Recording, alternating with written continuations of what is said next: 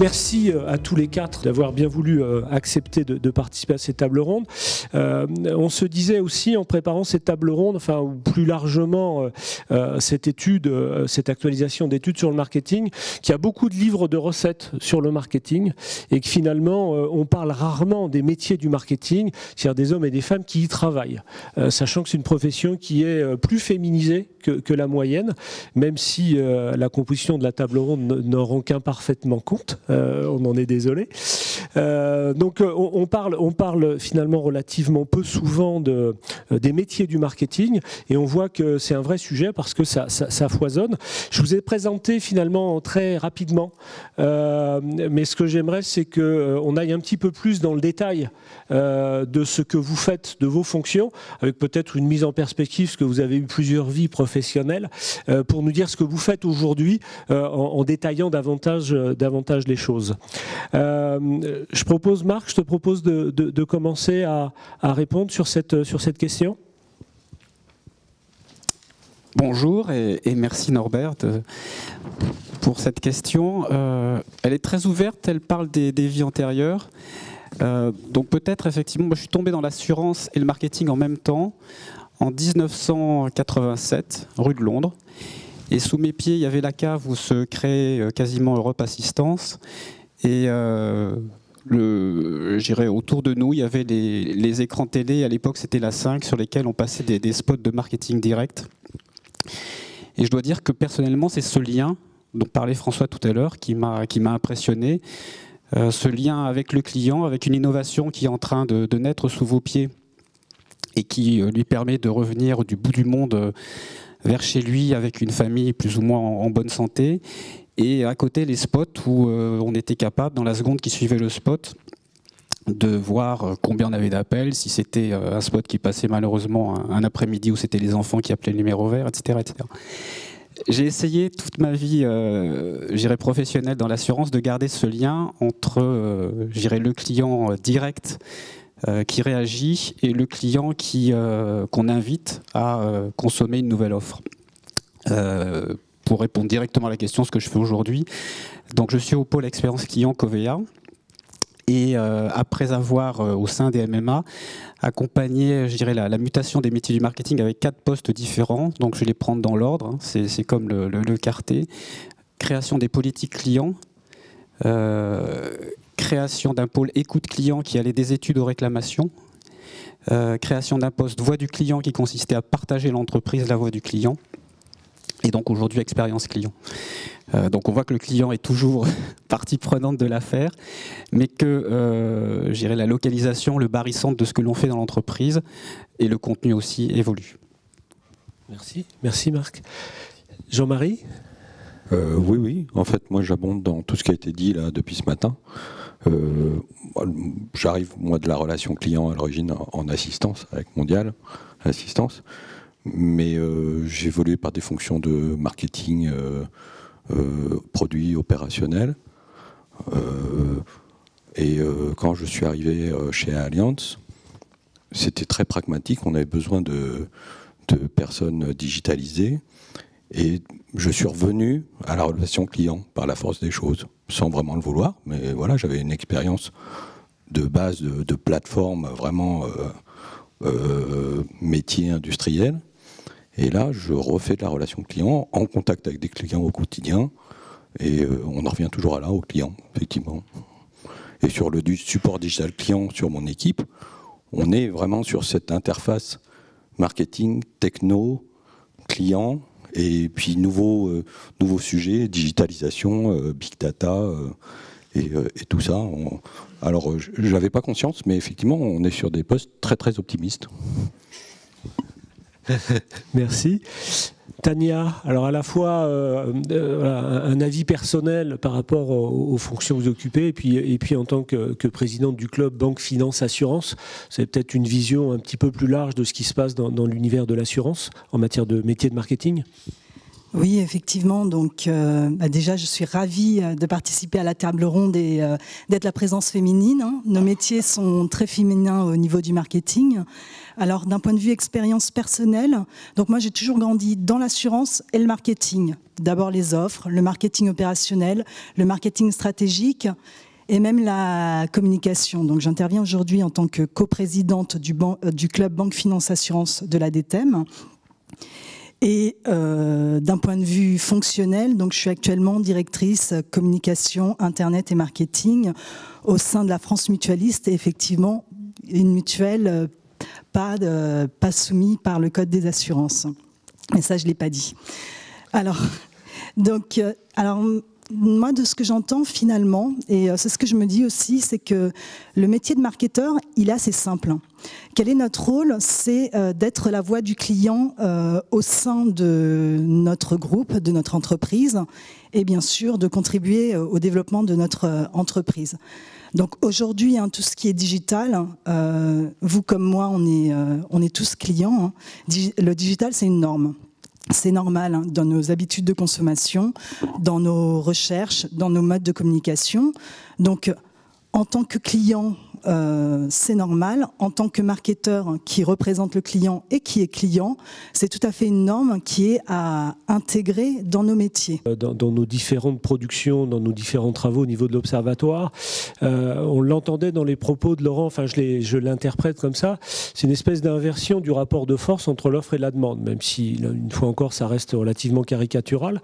On a le sentiment que une des difficultés du marketing, c'est à la fois de passer d'une logique de masse à une logique beaucoup plus singulière, beaucoup plus personnalisée, et puis véritablement, même si l'état d'esprit prédomine depuis longtemps dans le marketing, mais on a l'impression que cette fois-ci on part véritablement du client et on essaie de remonter toute la chaîne de fabrication.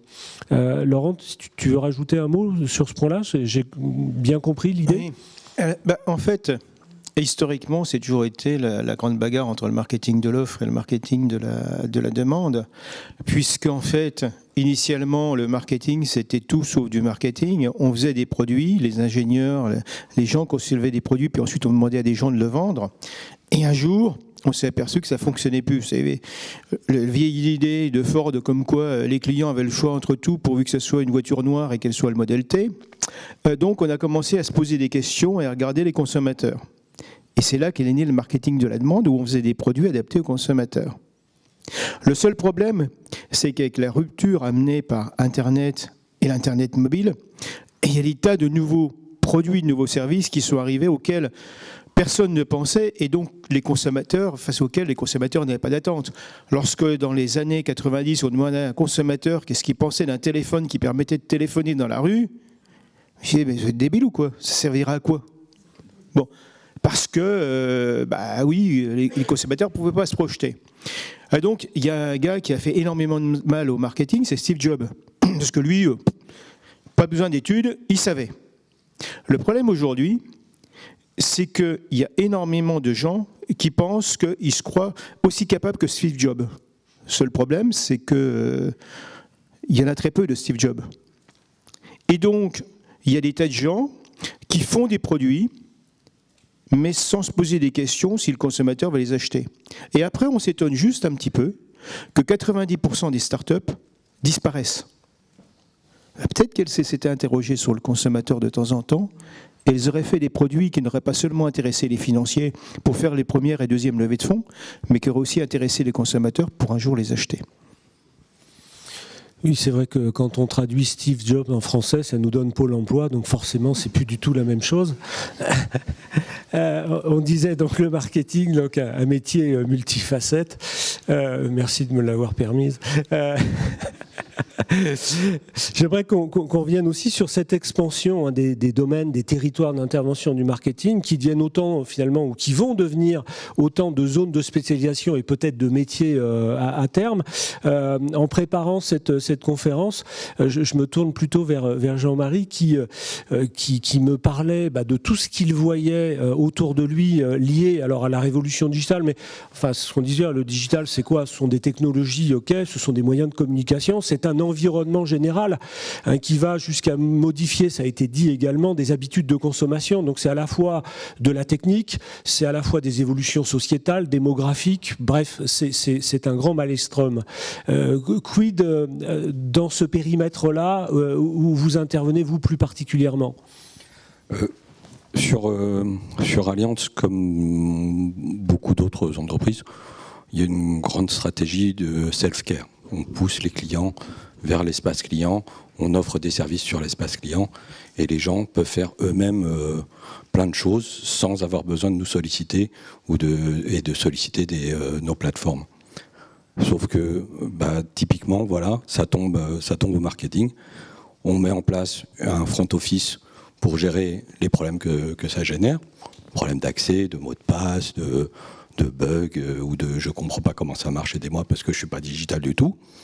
Donc il y a une grande plateforme, mais industrialisée, elle va gérer une grande masse de contacts clients relativement simples.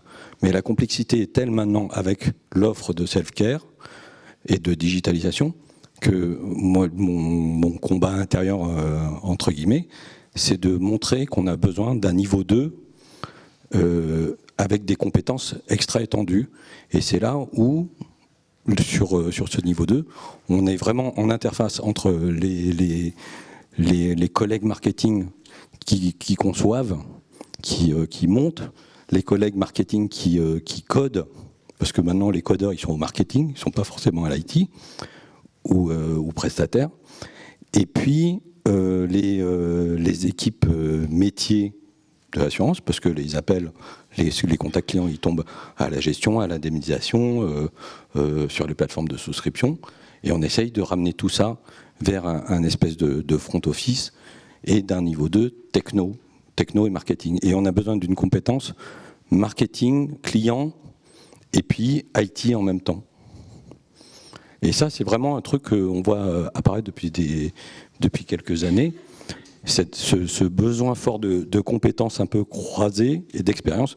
De temps en temps, j'arrive à recruter dans l'équipe. Mais quand on recrute, une des premières recherches, c'est quelle est ton expérience dans l'entreprise? Qui tu connais? Quel est ton réseau interne? Parce qu'on a besoin on va tellement loin dans les profondeurs de l'organisation qu'on a besoin de gens qui connaissent très bien l'entreprise. Donc il y a une expertise techno et il y a en même temps une expertise humaine du métier de l'entreprise, de la culture aussi de l'entreprise. C'est très spécial et c'est assez intéressant en fait. Oui, au niveau d'une forme d'hybridation effectivement derrière. Quelqu'un veut rebondir sur ce sujet? Je voulais opiner les uns et les autres. Effectivement, donc ce qui est difficile, c'est que le marketeur, c'est Shiva. Donc il doit savoir tout faire. Ce qu'on voit en fait dans les frontières métiers, souvent en recrutement, on se dit le webmaster. Le webmaster, je vais le mettre où? Je le mets en informatique, je le mets en marketing, l'UX designer, celui qui va faire le parcours client au sein du front ou au sein de l'espace client, je le mets où? Donc toutes ces questions-là, alors, on n'a pas forcément les réponses. Moi-même, j'ai changé plusieurs fois les organisations au sein de ma direction et ce qui a impacté les directions informatiques, voire même les directions commerciales, c'est qu'on veut ce mouton à 5 pattes qui sait vraiment tout faire, qui sait coder, qui comprend en fait les langages, les algorithmes aussi de Google qui changent tous les jours, qui sache faire du référencement naturel, mais qui sache aussi comprendre le client et puis qui comprend les études. Et puis s'il pouvait aussi faire des études, on aimerait bien. Donc c'est vrai que ces frontières sont pas forcément évidentes, ce qui est compliqué en termes de recrutement. Et ce que j'ai noté tout à l'heure dans ce qui était présenté dans le retour d'études, c'est vrai qu'on regarde un profil, on se dit qu'est-ce que tu sais faire, qu'est-ce que tu sais faire, qui connais-tu au sein de l'entreprise, comment tu vas pouvoir interagir avec les autres et qu'est-ce qui t'intéresse, est-ce que tu es curieux? Et à partir de là, on fait notre bon marketeur. Est-ce que le premier client du marketeur, finalement, c'est pas son collègue du métier d'à côté? Oui. Ah oui, complètement. Complètement. On a besoin on a des cas d'une telle complexité qu'on a besoin, on ne peut pas tout régler, on a besoin des autres. et donc d'une forte relation.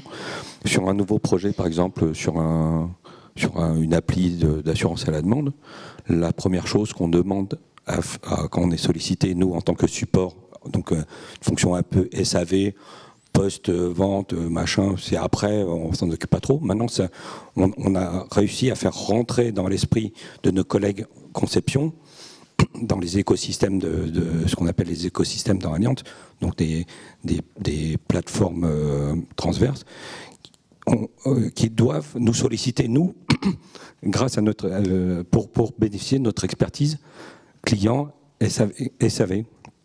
Et donc, quand on est sollicité, la première chose qu'on demande, c'est, alors, on comprend le truc, maintenant, on a besoin de savoir qui fait quoi, qui sait quoi faire dans le produit en termes de métier assurance et en termes techno, et on demande à les rencontrer. Donc, les collègues sur l'équipe indemnisation qui vont gérer ce sujet-là, on se met en contact avec eux, on a un réseau social interne, c'est la première chose qu'on va faire. On va rencontrer le collègue du marketing qui code l'appli. Parce qu'on va se rendre compte qu'en fait, il est tout seul à faire ça. Donc tous les gens qui ont des problèmes d'accès, de mot de passe, si on n'y fait pas attention, c'est lui qui va être sollicité. Or, alors il est super codeur, super marketeur, infichu de parler à un client correctement. Pas de bol. Et puis il est tout seul, donc il faut que nous, on puisse prendre le choc de la sollicitation client du SAV pour lui permettre, lui donner du retour. Ce que j'ai expliqué tout à l'heure, je ne sais plus à qui, on récupère tout ça et nous on construit un corpus de comment les gens parlent de l'appli. Comment ils disent que ça ne marche pas. Ça commence toujours par « ça ne marche pas ». Alors nous on est en mode « bon, vous avez un téléphone, vous avez Internet, vous êtes client ». Ok. Maintenant, on commence à regarder. On détaille le process comme sur une plateforme un peu, une hotline informatique. Vraiment, ça commence comme ça. Mais on note tout. Et on donne ça derrière à l'équipe qui conçoit, parce qu'on leur dit, les clients, ils parlent comme ça, ils ont tel type de problème. Et le truc que vous pensiez, ça, c'est pas un sujet, bah, c'en est un. Alors que ça, par contre, ça tourne, pas de problème, on vous confirme, on n'a pas le... Donc oui, on a besoin d'un contact extrêmement fort, dense, avec toute une palette de collègues en interne. Je veux rebondir aussi sur ce que dit Jean-Marie et puis ce que tu disais. Moi, je pense que dans l'entreprise, le marketing, il a deux types de collègues. Tous sont nos clients. Il y a des collègues qui ont directement le client comme client. Et puis, il y a les autres qui ne l'ont pas. Alors, on a beau dire ce qu'on veut avec les 2 ou 3 niveaux pour avoir le client, etc. Pour moi, beaucoup de choses se passent aujourd'hui avec le digital et l'impact que ça peut avoir en interne sur la vie du collaborateur, l'organisation de l'entreprise.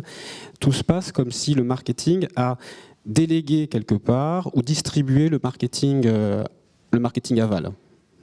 Le client notre client interne, collaborateur qui a le plus de clients, le plus d'impact sur le business, c'est le commercial, et on lui a donné un package marketing qui s'appelle marketing distribué, qui s'appelle ce que l'on veut, et qui a délégué le marketing, et qui lui permet d'avoir, l'effet magique marketing avec un claquement de doigts.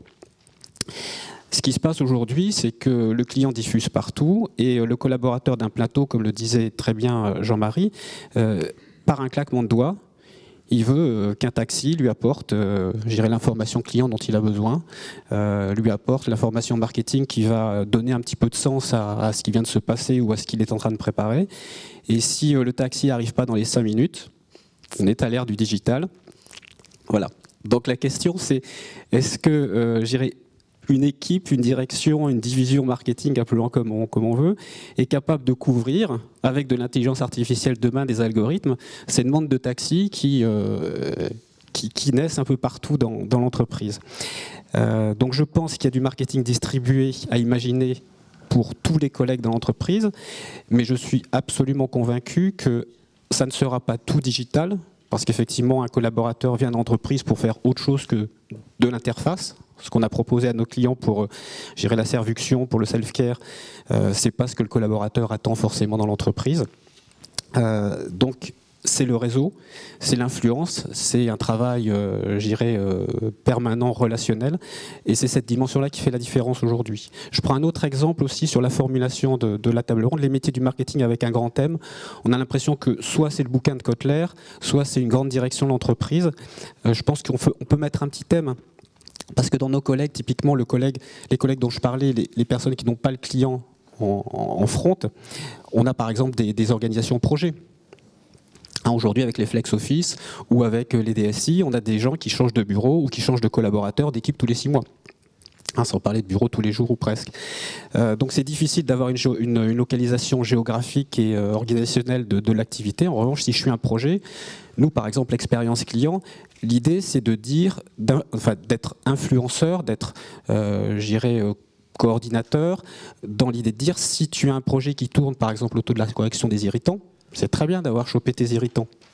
Mais comment tu vas choper, entre guillemets, la voix du client maintenant dans ton projet pour tester ce que tu vas tester, ce que tu vas imaginer, etc. Laurent, un petit rajout ? Oui, en fait, un des problèmes, c'est que les entreprises sont encore sur la forme des vieux modèles, c'est grosso modo des taxonomies, ou si tu veux ranger les choses dans des tiroirs. Or, avec Internet, on s'est aperçu que c'est peu comme ça que fonctionne la société en général. Avant, on allait chercher, quand vous allez sur Windows ou sur Apple, vous avez tout dans des répertoires, dans des fichiers, mais quand vous allez sur Internet, vous ne cherchez pas par des répertoires, vous cherchez par des mots-clés.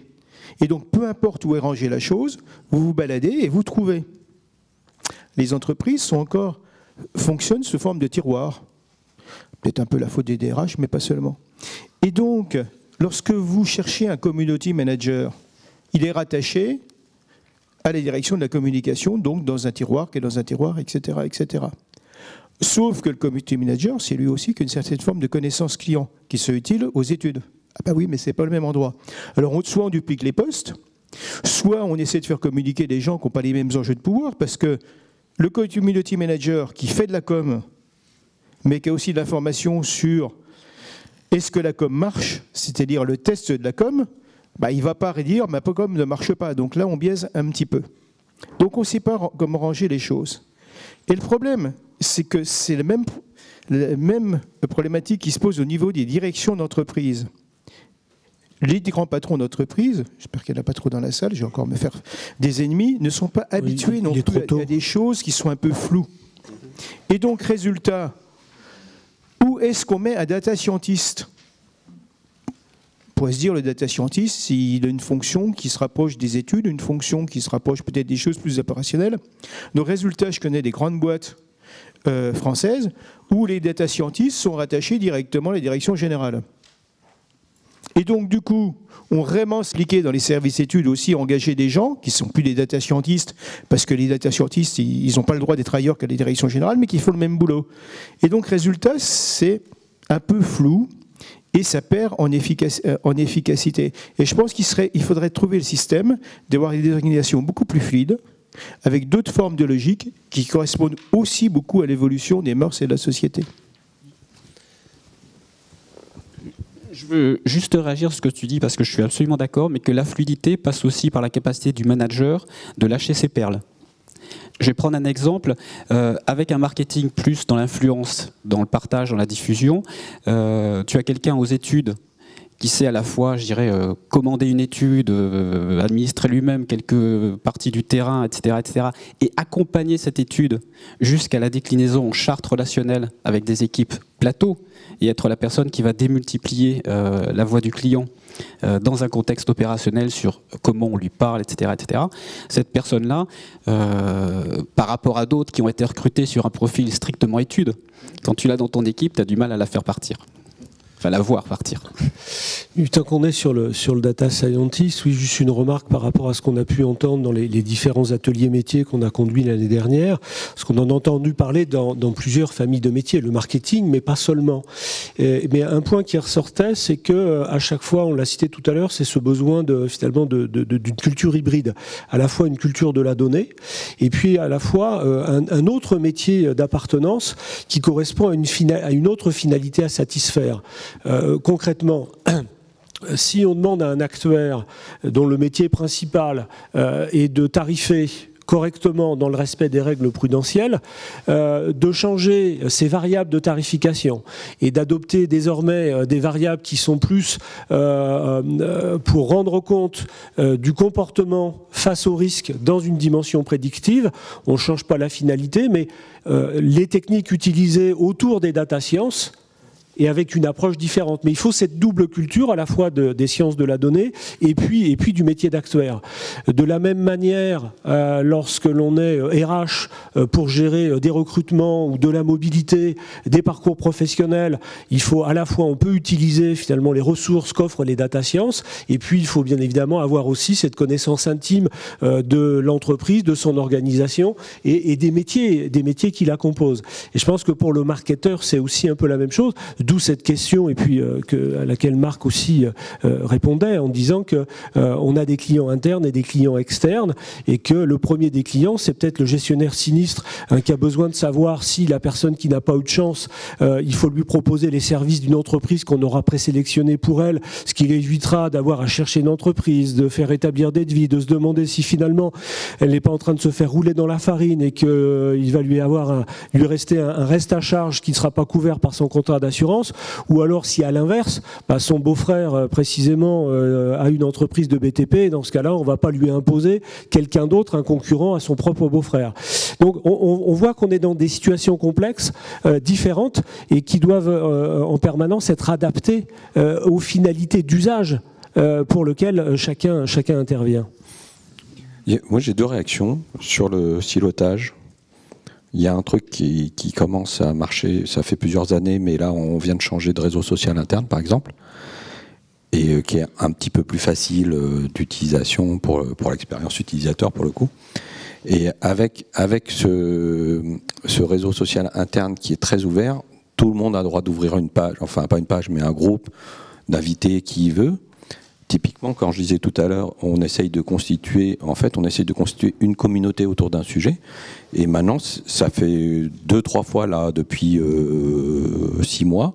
Le premier truc qu'on fait, c'est on monte un groupe dans le réseau social interne. Ça casse pas mal le silo et ça permet d'être beaucoup plus réactif et efficace sur la communauté en question.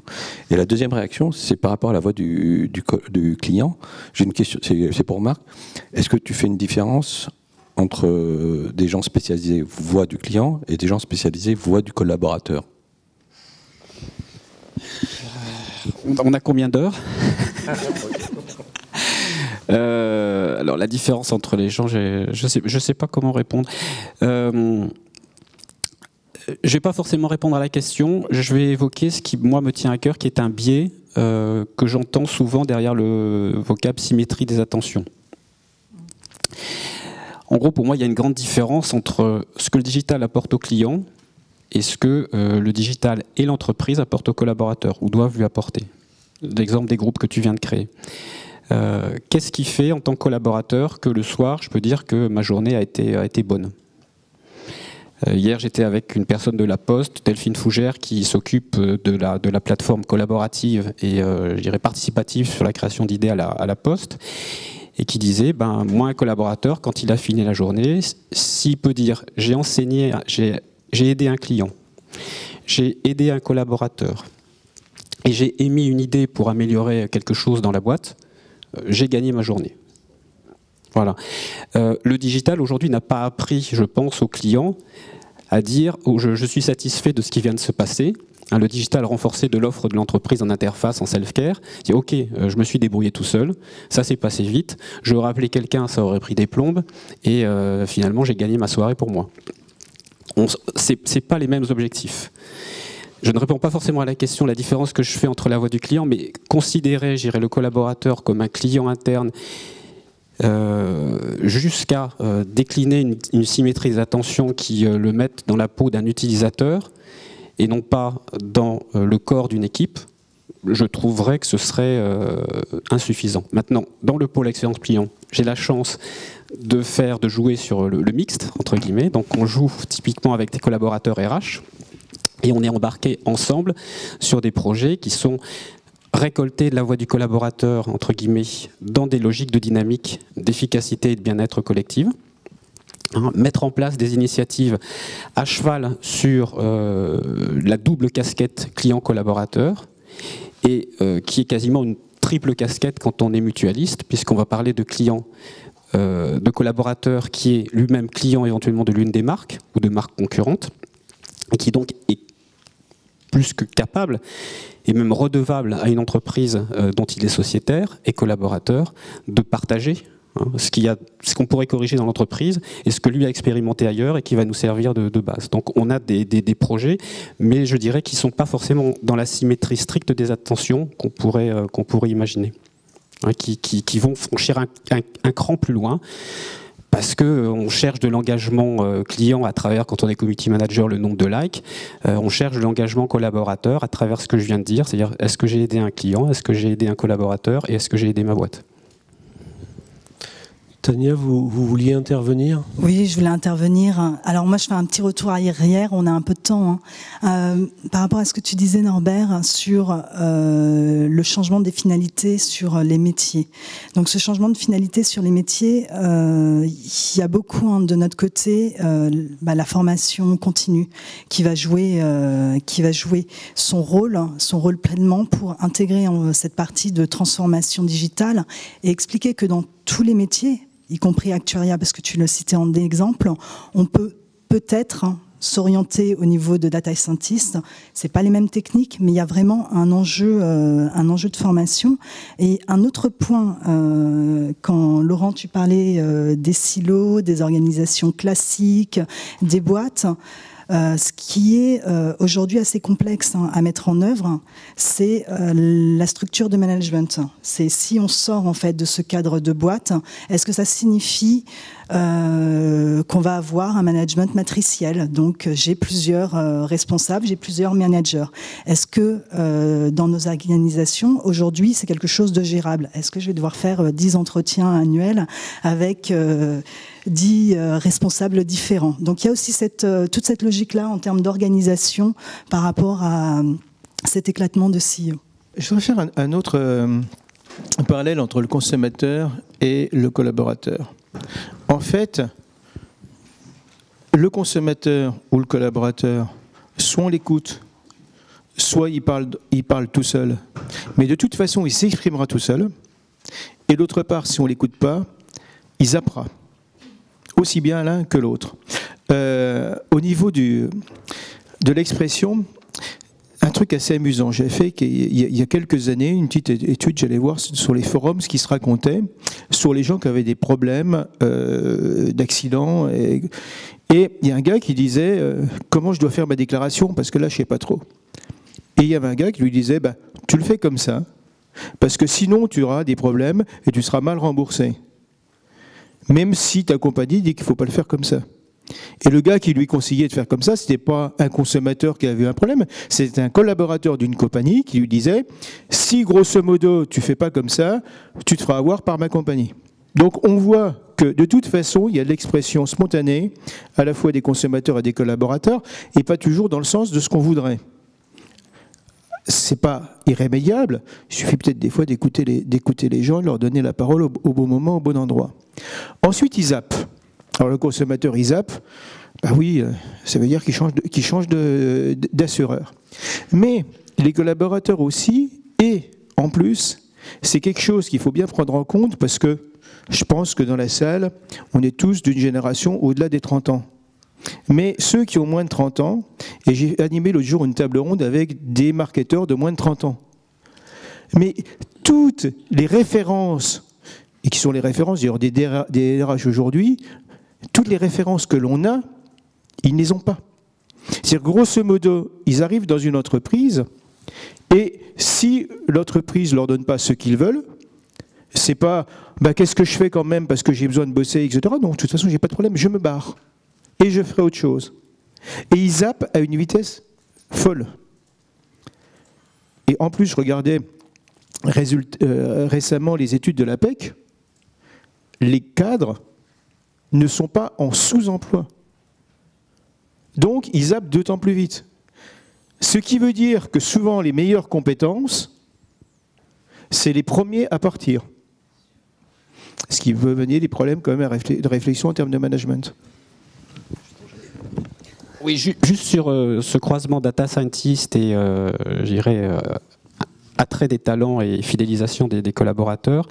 Je voulais donner un exemple, partager un exemple. Corélie Jean, qui est une des Françaises dans le top 50 des personnalités mondiales dans Fortune, donc qui est une fille qui a fait le MIT, qui code, etc., me donnait un jour, elle me disait dans l'assurance, vous êtes en niveau maturité sur je dirais les technologies, les sciences de l'information très avancées parce que vous avez été vous êtes mis il y a très longtemps.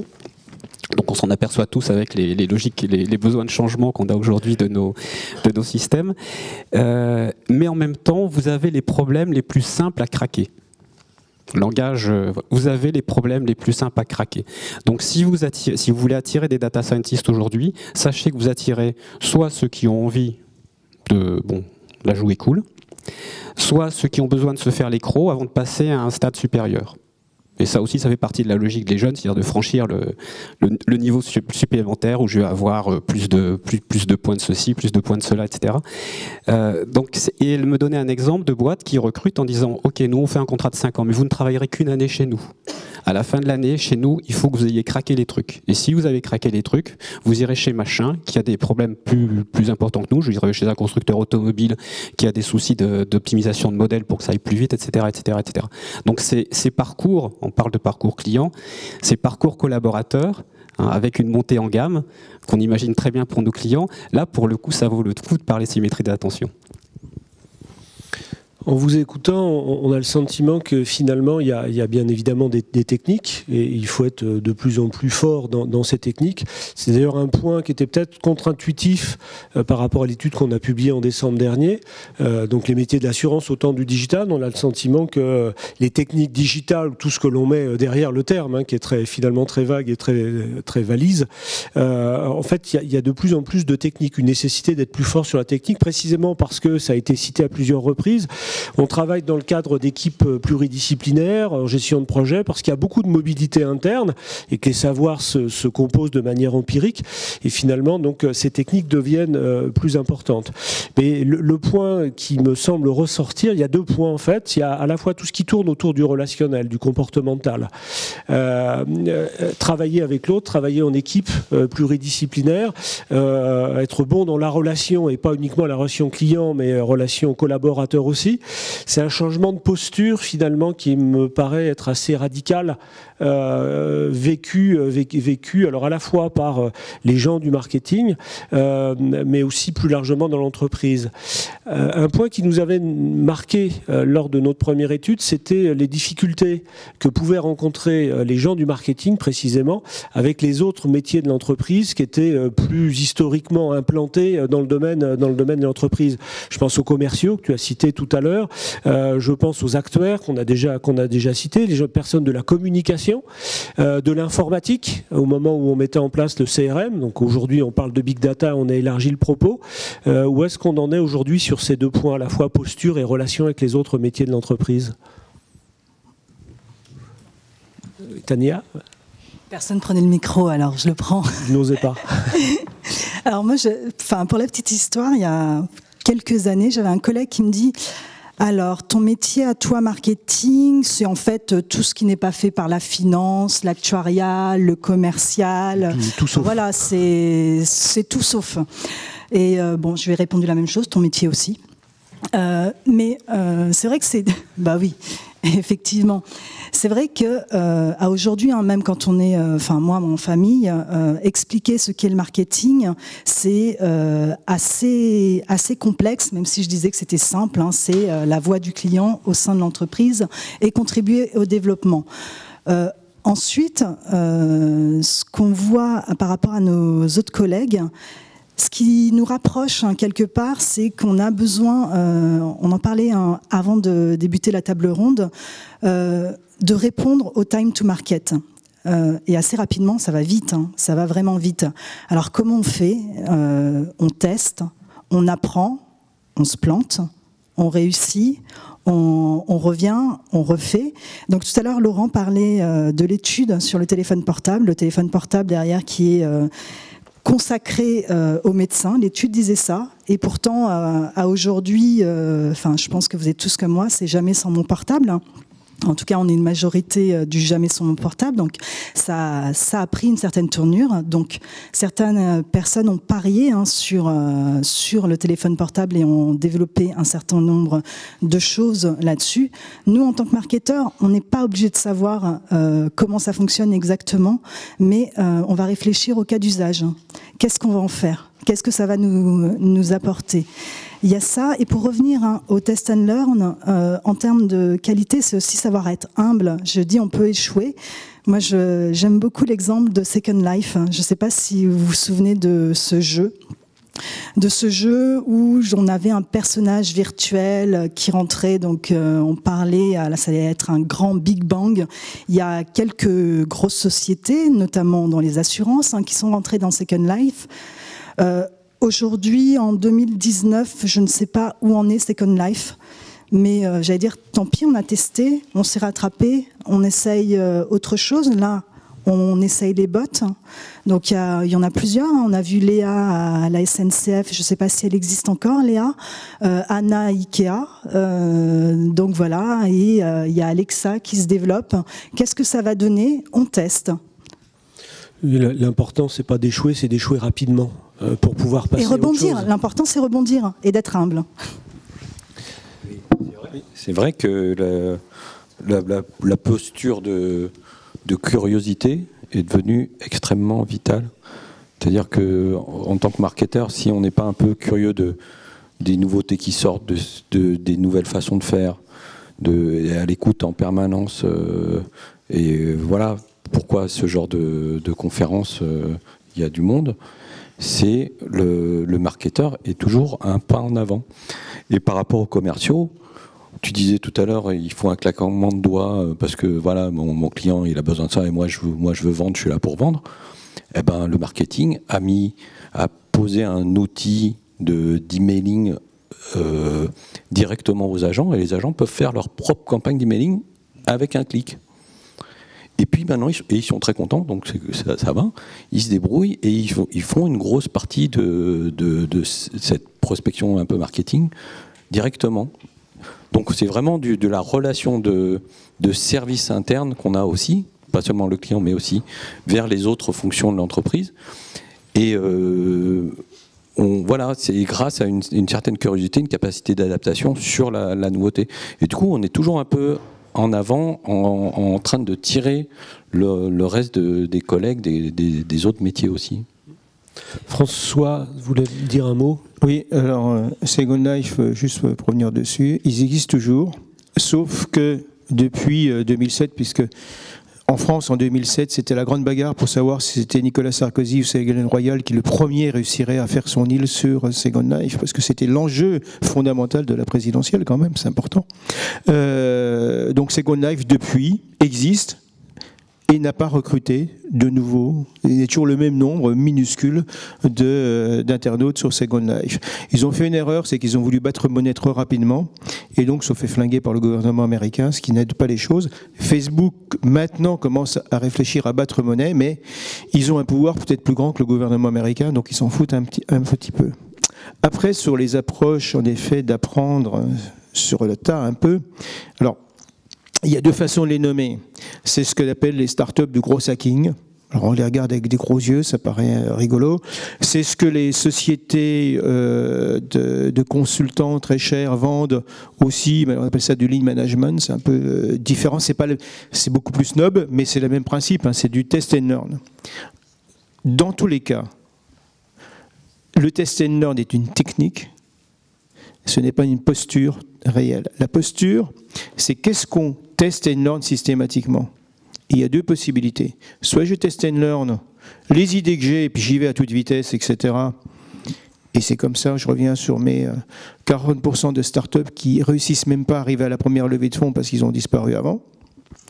Ou soit j'ai une posture qui est tournée vers le consommateur, et donc je teste des choses qui sont favorables au consommateur. Et là, j'ai beaucoup plus de chances de succès. Donc, il ne faut pas confondre les postures et les outils, ce qui sont des choses totalement différentes. Je rajoute juste effectivement à ça, François, je suis tout à fait en phase. Tu parlais, Norbert, des relations avec le reste de l'entreprise, des autres fonctions.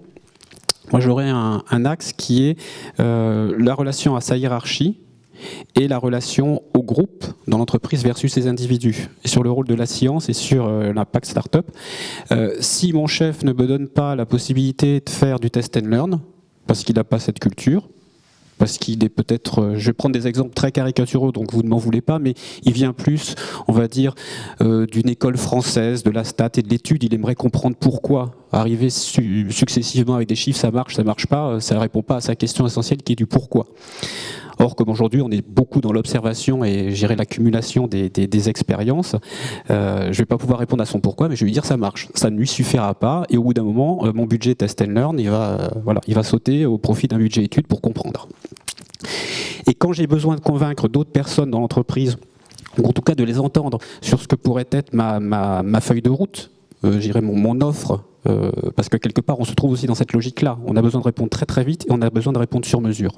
C'est-à-dire qu'on va avoir des personnes dans l'entreprise qui se doutent qu'il y a quelque chose à voir avec le marketing dans leur truc, mais qui ne savent pas quoi. Et on va nous demander de jouer un rôle un peu de consultant interne et de dire comment dans ce projet tu fais entre guillemets rentrer du client, comment tout en gardant le time to market, etc., etc., etc. Il y a une grande différence entre la discussion personnelle qu'on peut avoir avec quelqu'un et la discussion avec un groupe qui prend une décision. Et dans un cas, les sciences vont être essentielles pour, argumenter et poser la décision, parce qu'on est face à un groupe qui va prendre une décision, guillemets, rationnelle. Et dans un autre cas, on est face à quelqu'un qui est convaincu et qui ne demande qu'à rentrer dans le test and learn, dans le on va le faire, et puis voilà. Je vois l'heure qui tourne. Alors on avait certes débuté avec quelques minutes de retard. Est-ce que, avant de proposer à la salle, donc si elle a quelques questions à poser, est-ce que vous avez un mot de la fin à rajouter par rapport à cette phase d'intervention, présentation de la table ronde? Oui, je voudrais quand même rajouter une chose, parce que on a l'impression que alors, le marketeur, il organise, et puis il y a des compétences partout, il fait appel aux compétences internes, etc.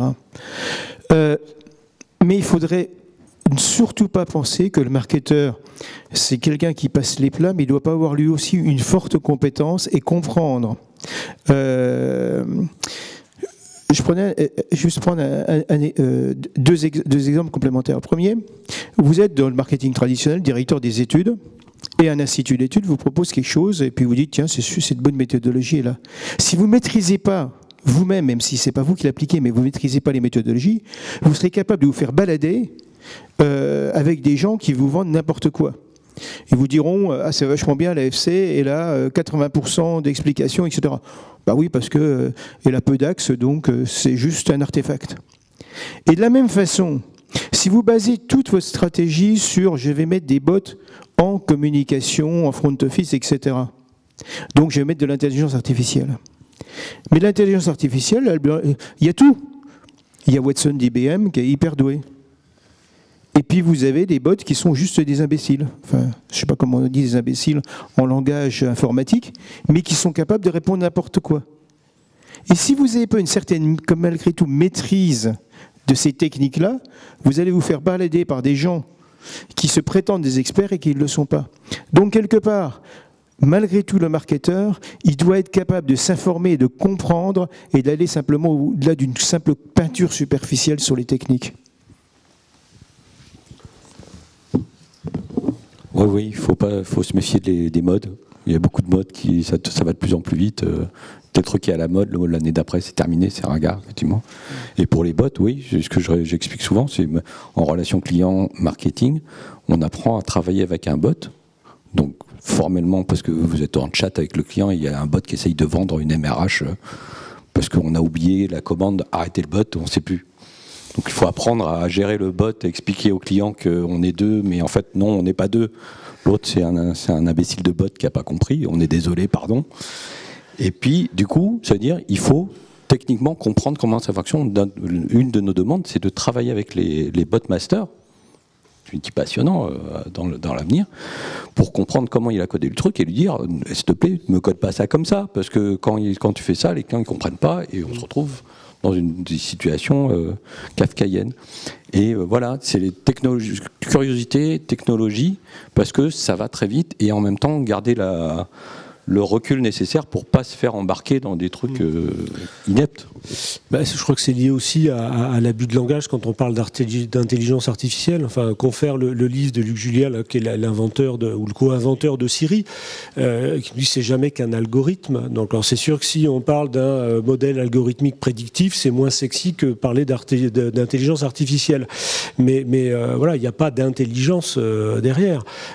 Sinon, on arrive à des situations. Alors, effectivement, c'est une donnée qui faisait froid dans le dos quand on l'a apprise par rapport aux accidents aériens. Je ne sais pas si vous la connaissez, vous savez que dans 97% des cas, ceux qui ont été victimes d'un accident aérien, qui en sont morts, donc avaient bu du Coca-Cola dans la quinzaine précédente.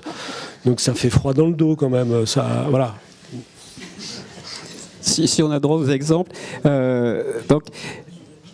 Je l'emprunte aussi à Aurélie Jean, c'est pour ajouter à la dose de curiosité qu'on vient d'avoir dans le portrait robot du marketeur de demain. Je reprends bien l'humilité aussi. Voilà, ça marche comme ça, entre guillemets, au sens ça se passe comme ça quand on le fait, et je ne comprends pas pourquoi, mais je comprends les méthodologies qui nous ont permis d'observer, et mises les unes à côté des autres, elles permettent de conclure, de décider. Moi, j'ajouterais bien... En gros, le marketing, c'est comme les RH, c'est comme pas mal de fonctions d'entreprise, c'est une fonction support. Donc ok, l'intelligence artificielle n'existe pas, mais Uber existe quand même. Excusez-moi de ressortir le Uber, le machin. Avec des algorithmes, Uber a réussi à, faire ses choux gras d'un irritant majeur des autres compagnies qui se battaient sur la cerise sur le gâteau et qui avaient oublié de mettre le taxi à l'heure et, un fauteuil à peu près correct pour s'installer dedans. Donc elles ont travaillé sur un irritant, elles ont travaillé avec un algorithme qui permettait une promesse simple sur le cœur des attentes du client qui est « j'ai un taxi dans X minutes et voilà, je sais la durée ». Nous, fonction support, est-ce que nous garantissons aux collaborateurs, aux équipes, aux projets, aux autres directions, cette qualité ou cette promesse, cet engagement, je ne sais pas comment on dit, vis-à-vis des informations, des services qu'ils attendent du marketing. Et si nous ne leur garantissons pas, ce qu'a expliqué tout à l'heure Jean-Marie avec les outils de marketing distribués, les campagnes en un clic pour l'agent, avec le CRM pour le collaborateur, si nous ne la garantissons pas, qu'est-ce qui va se passer? Est-ce que les collaborateurs vont uberiser les fonctions support en interne? Donc je pense qu'il y a aussi dans les qualités du marketeur de demain une dose de techno, une bonne dose de MacGyver pour, avant même que l'intelligence artificielle soit co-construite par les collaborateurs pour accéder à l'information marketing dont j'ai besoin au moment T, pouvoir la distribuer, pouvoir créer ces réseaux qui ne sont pas simplement des réseaux humains, mais qui sont des réseaux physiques de transport de l'information client qui permet de faire du business.